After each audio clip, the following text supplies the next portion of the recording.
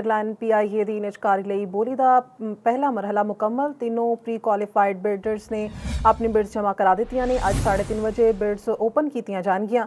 ਬੋਲੀਆਂ ਰਿਜ਼ਰਵ ਪ੍ਰਾइस ਤੋਂ ਜ਼ਿਆਦਾ ਹੋਤੇ ਖੁੱਲੀ ਨੀਲਾਮੀ ਹੋਏਗੀ ਤੇ ਦੂਜੀ ਸੂਰਤ ਵਿੱਚ ਸਭ ਤੋਂ ਜ਼ਿਆਦਾ ਬੋਲੀ ਦੇਣ ਵਾਲੇ ਨੂੰ ਕੀਮਤ ਮੈਚ ਕਰਨ ਦਾ मौका दिता जाएगा। PIA के 75% शेयर्स वेचण का मनसूबा है। कामयाब बोली देने वाले नूं बाकी 25% हिस्सेस खरीदण लई 90 दिन की मोहलत दी जाएगी। हुकूमत ने पिछले साल PIA दे 654 अरब रुपए के वाजिबात अपने जिम्मे ले सन ते हुकूमत PIA दे 51 तो 100% शेयर्स वेचना चाहती है। खरीदण वाले नूं नवे जहाज़ों की खरीदारी लिए सेल्स टैक्स नहीं देना पवेगा। PIA के FBR ते एविएशन वाजिबात खरीदार अदा नहीं करेगा।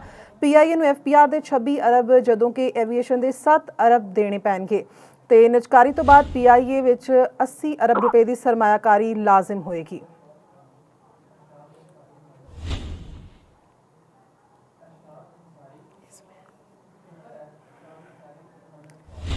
इस टाइम साढ़े नाल इरशाद अंसारी मौजूद ने। मजीद तफसीलात उन्हां कोलों पुछने हैं। जी इरशाद, की तफसीलात ने तुहाडे कोल?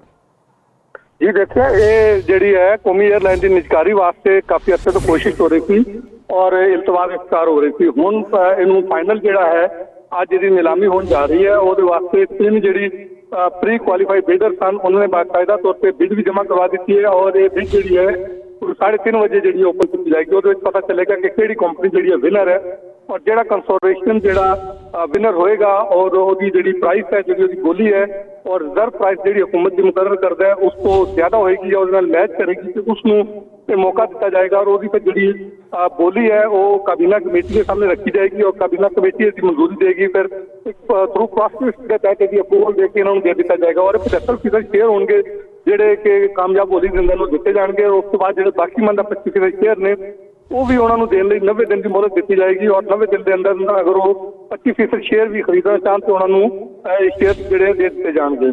और ये जोड़ा है ये भी कहा गया है कि जी भी कंपनी इस PIA को खरीदेगी जो कंसोर्टियम वो इस चीज़ का पाबंद होएगा कि 1 साल तक जो मुलाजमीन ने उन्होंने मुलाजमत को तहफ़्फ़ुज़ फराहम करेगा, उन्होंने जोड़ा है तनख्वाह देगा। इस तरह जी अलबत्ता जी पेंशन और रिटायरमेंट की और उस बाद जी मराहत होंगियां वो होल्डिंग कंपनी के जिम्मेदार होंगे जिम्मे होंगियां और जोड़े नए मालकान ने वो मौजूदा जो मुलाजमीन ने उन्होंने तनख्वाह और उन्होंने मराहत के जिम्मेदार होंगे और इस दे नाल ये जी कंपनी खरीदेगी इसनों PIA वो जी है इस वैल्यू एडिशन करेगी और ये नवे जोड़े ने सियारे जोड़े शामिल करेंगे और उस तो इलावा जी इसका जो कौमी जो फ्लैग है उसको बरकरार रखा जाएगा।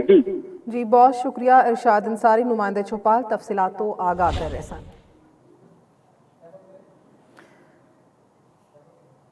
नाज़रीन, PIA की निजकारी का अमल शफाफ बनाने लई पुरज़मा। निजकारी तो बाद PIA विच 80 अरब रुपए की सरमायाकारी लाजिम होएगी। कौमी एयरलाइन PIA की निजकारी लई बोली का पहला मरहला मुकम्मल हो गया है।